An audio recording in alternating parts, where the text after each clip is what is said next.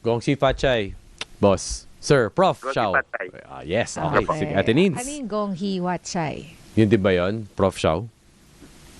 Parang Happy New Year. Alam nyo, ito, tinanggap ko yung interview for context. Pero sa totoo lang, kahit po Chinese ang apelido ko, isa ako sa mga Pilipino na with Chinese heritage, pero hindi na ho kami nagsasalita ng Chinese. Yes. Yan ang problem. Opo. Same. Oo, si Opo. Migs din eh. Opo. Oo eh.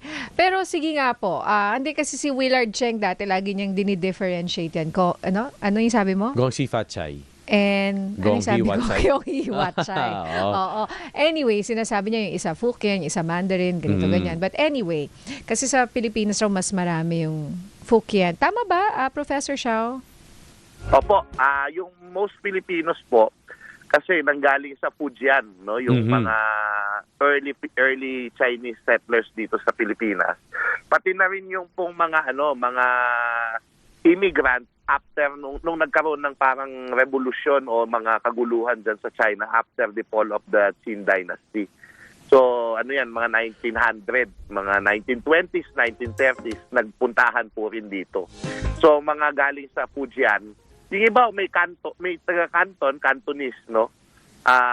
Tapos yun nga, a lot of them Fujiano. Hokkien dati ang tawag sa dyan, kaya nagsasalita ng Hokkien yung mga Filipino-Chinese dito kadalasan. Ayun. Okay. At least malinaw. Ngayon, mapunta po tayo sa Chinese New Year.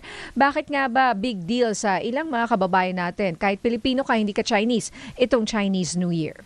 Okay. Let us distinguish yung celebrating Chinese New Year. Dati ito, siguro makaka-relate ka, Ma'am Ninya, hindi naman yan sinaselebrate talaga ng buong Pilipinas. No? Ito ay, ako nung lumalaki ako, pinanganak ako 1980s, hindi ko yan nararamdaman na may Chinese New Year. May maririnig ka lang na sa mga Chinese enclave, sa Tarlac, sa amin, maraming Chinese, sa Chinatown, nagsa-celebrate sila. Pero hindi siya widespread. No? Pero, ngayon, kung titingnan natin, kahit na hindi widespread yung Chinese New Year celebration, pag New Year natin, ginagawa na natin yung ginagawa ng mga Chinese pag Chinese New Year.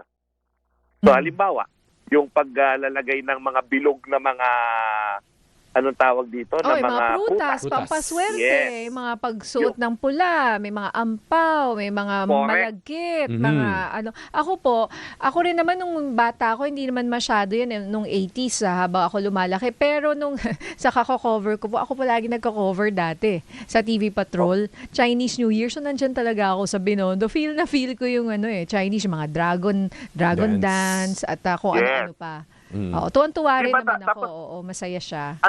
Ang dami nating pamahiin about New Year, no? Kahit yung New Year natin.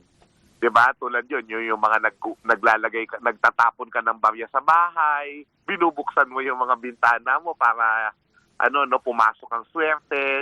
Yung fireworks, definitely. Alam niyo yung Chinese New Year, 'di ba meron tayong pagbati yan yung Gosi Fachay, no? Yan. Sinyan Kuala.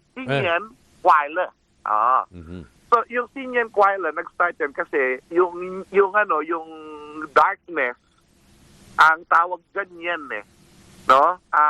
Parang nagkaroon ng darkness sa buong China. Tapos ang parang kwento, nag-ingay yung mga tao, nag-fireworks, tapos nawala Sinyan. So parang to say na parang buti na lang nawala na yung taon na yan, Sinyan Kuala, no? Buti na lang nawala na Sinyan. So yun na nga. So kaya nagpapaputok tayo kahit hindi Chinese New Year, yung January 1 natin, nagpapaputok ng mga Pilipino. So Pero ano ito galing pala yun sa Chinese culture? Yung mga fireworks? I mean, it's being done all over the world po, di ba? Yes. Opo, kasi yung pulbura ho, Chinese invention yan Yung gunpowder, no? So, yung mga ginagamit sa fireworks. Pero ito po, eventually, alam nyo naman, by nung panahon na lumalaki tayo, 1990s, dadami na po yung mga malls. Di ba? Opo. So, yung mga malls natin, marami sa mga may-ari niyan, Filipino-Chinese. So, ibig sabihin po, bigla-bigla, pag marami na yung mall sa Pilipinas, Pati ho yung mga Chinese festival, yung mga Mooncake Festival, yan, yung mga Chinese New Year. Ito yung mga dice, meron pa kami mga dice game, ganyan. Correct. Eh, ipisa-celebrate na ho. No? So, Oo. kaya nga ang talagang game changer dito, una sa lahat, no, by the 1990s kasi, dati ho kasi tandaan ho natin, bago yung panahon ni Ferdinand Marcos, may discrimination against the Chinese Dahil parang kahit Chinese kang pinanganak dito, pagka ang mga magulang mo ay Chinese, hindi ka Pilipino. Wala kang karapatan. Kaya bumibili ng apelido yung mga iba, Yes. yung mga Oo. ninuno natin para maging Pilipino sila because they don't have the same rights as Filipinos. No? Oh. Now, naturalization was done by Ferdinand Marcos. Naging Pilipino sila. Then eventually, di ba, naalala nyo, sina Teresita Angsi, nung lumalabas na sila, tapos may mga programa sila, yung Pinpin, ganyan sa television, ang nire-reiterate nila, Pilipino din kami.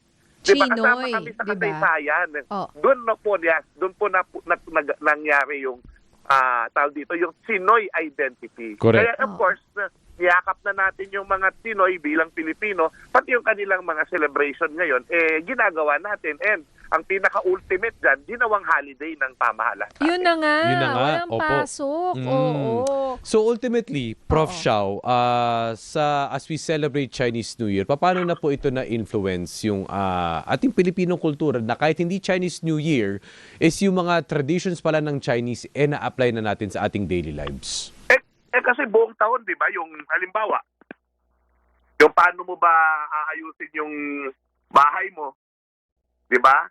Yung mga Feng shui. iba-ibang yes, saka yung mga yung mga feng shui na mga gamit, yung mga pusa na gumagalaw yung kamay, di ba? Yung mga barya-barya, yun, inadapt na rin natin yun kahit Kristiyano. Parang ang dating, parang folk Buddhist, parang folk Chinese culture na hinaluan natin ang sa atin. Ayun, okay. Ayan, marami po kaming natutunan sa inyo, Professor Xiao Chua. And Happy Chinese New Year po, ha? Advance. Happy Chinese Opo. New Year. Sinyan Kuala, salamat po at mabuhay po ang mga Pinoy.